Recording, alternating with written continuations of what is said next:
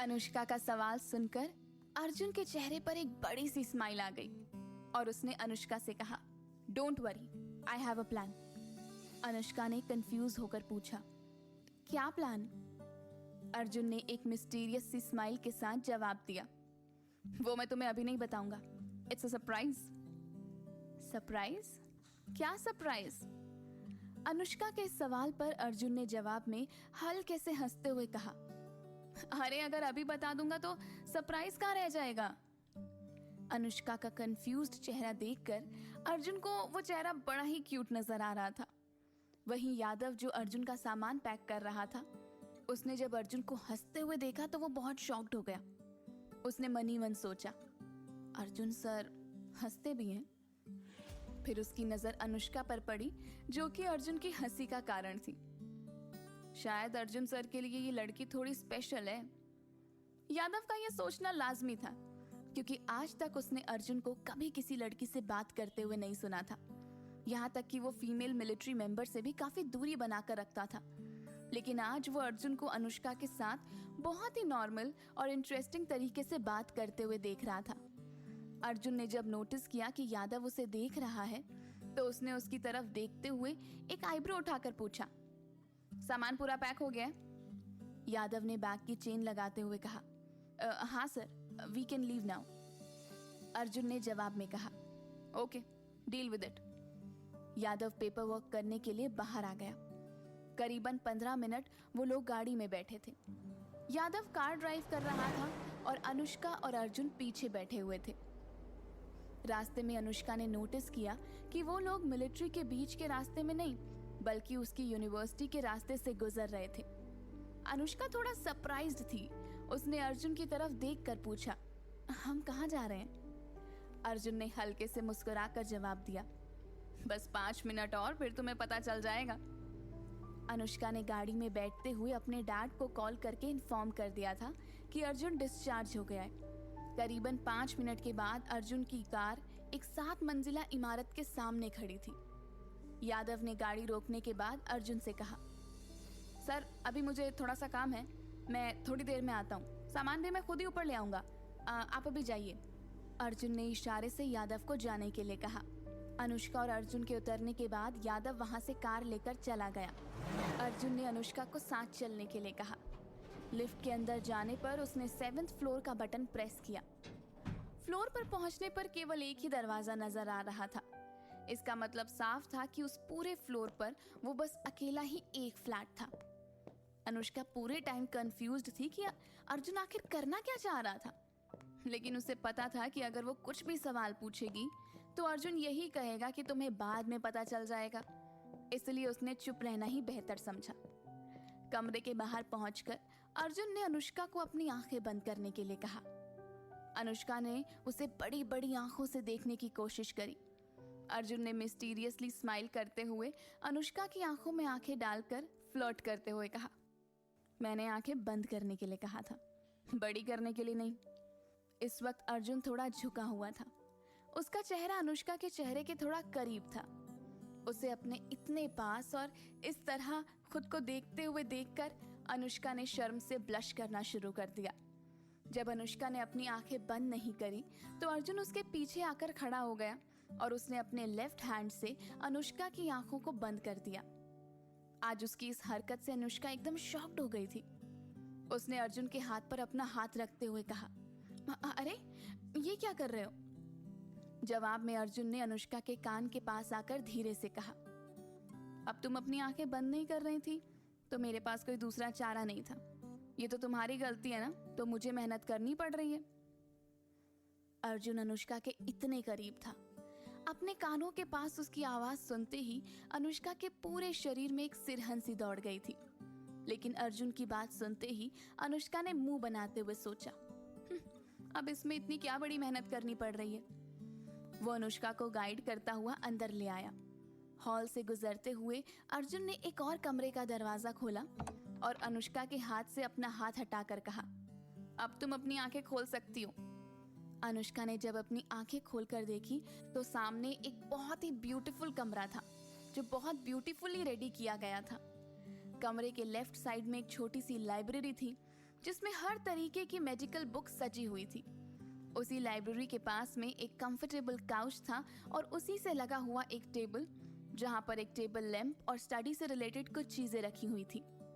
कमरे की दूसरी तरफ में बेड, अलमारी और उसके ऑपोजिट साइड में एक बड़ा सा विंडो था जिसके बड़े बड़े पर्दे खुले हुए थे, और इसी तरह बालकनी और उसमें रखे फ्लावर पॉट्स नजर आ रहे थे। देखने में कमरा बहुत होमली और कंफर्टेबल था।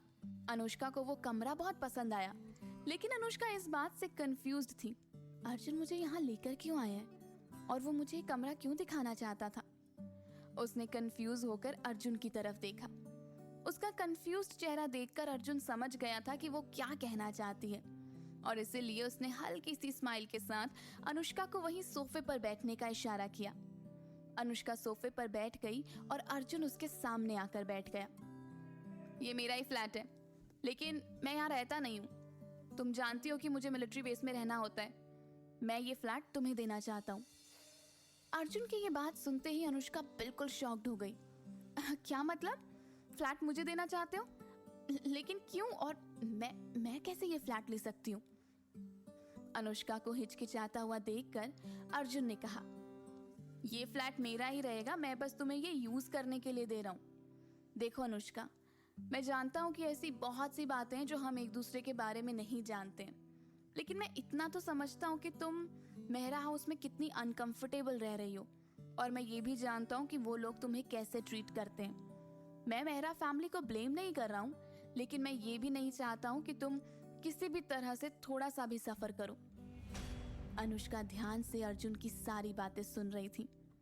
अर्जुन ने आगे कहा, मुझे पता है कि कॉलेज में तुमने हॉस्टल के लिए अप्लाई किया है। अब मुझे ये भी पता है कि तुम्हारे डैड चाहते हैं कि तुम और मायरा हॉस्टल के एक ही रूम को शेयर करो, और इसके लिए उन्होंने प्रिंसिपल से भी बात करी है। ये सुनते ही अनुष्का का मूड खराब हो गया और उसने थोड़ी ऊंची आवाज में कहा, क्या तुम सच कह रहे हो? क्या सच में डैड ने मेरे और मायरा के लिए एक ही कमरे के लिए रिक्वेस्ट किया है? अर्जुन ने हाँ में सर हिलाया। फिर अनुष्का ने सरप्राइजिंगली अर्जुन की तरफ देखा और कहा, लेकिन तुम्हें ये सब कैसे पता?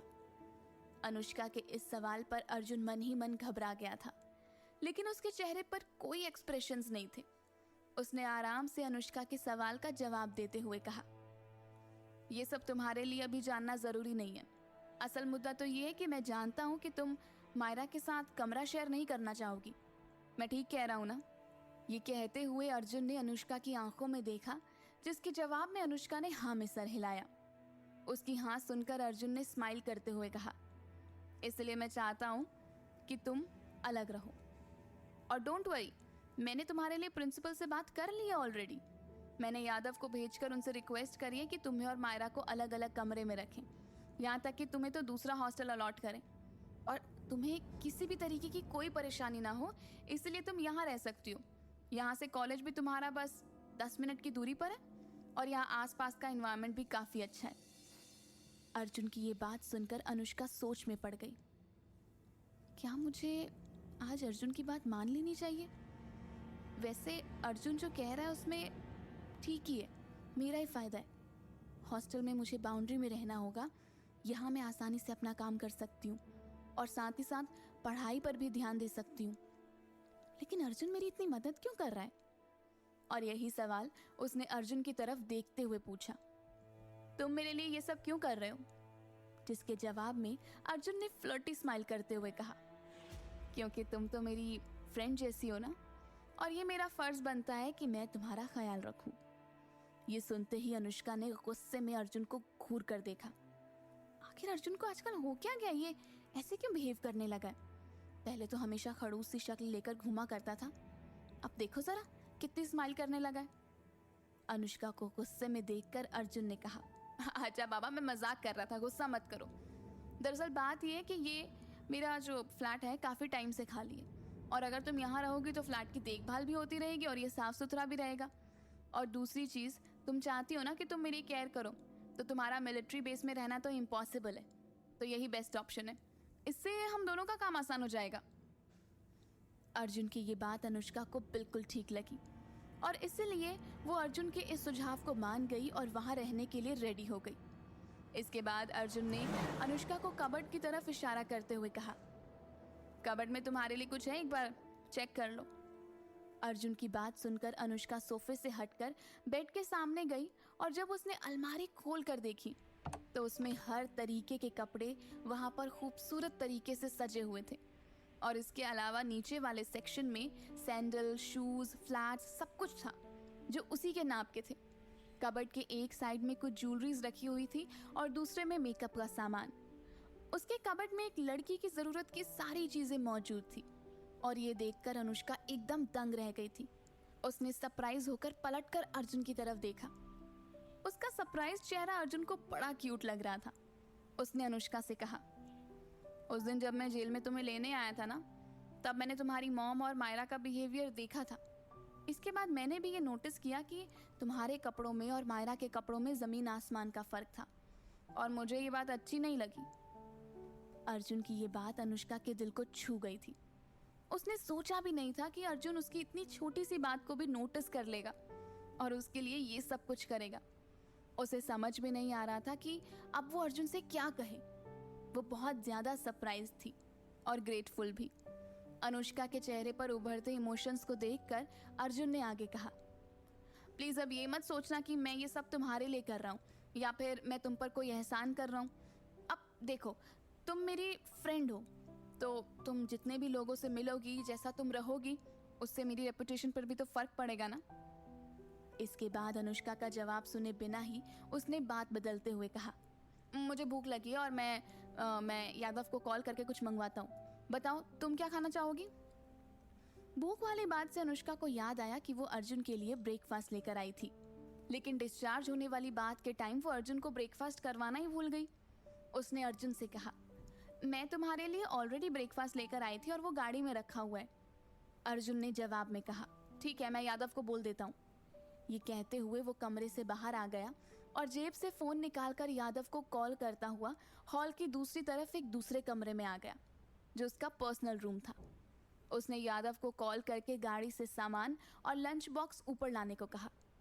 बेचारा यादव सामान और लंच बॉक्स ले जाता हुआ लिफ्ट में मन ही मन सोच रहा था, न जाने अर्जुन सर को क्या हो गया। कल तो उन्होंने मुझसे कितनी मेहनत करवाई और अगर राज मेरी मदद नहीं करता ना तो मेरी तो हालत ही खराब हो जाती। एक तो उन्हें अर्जेंटली यूनिवर्सिटी के पास एक फ्लैट खरीदना था, ऊपर से सारी लड़कियों का सामान और मेडिकल की सारी किताबें भी वहां पर रखवा दी। अब ये सब पता है मुझे उसी लड़की के लिए हो रहा है।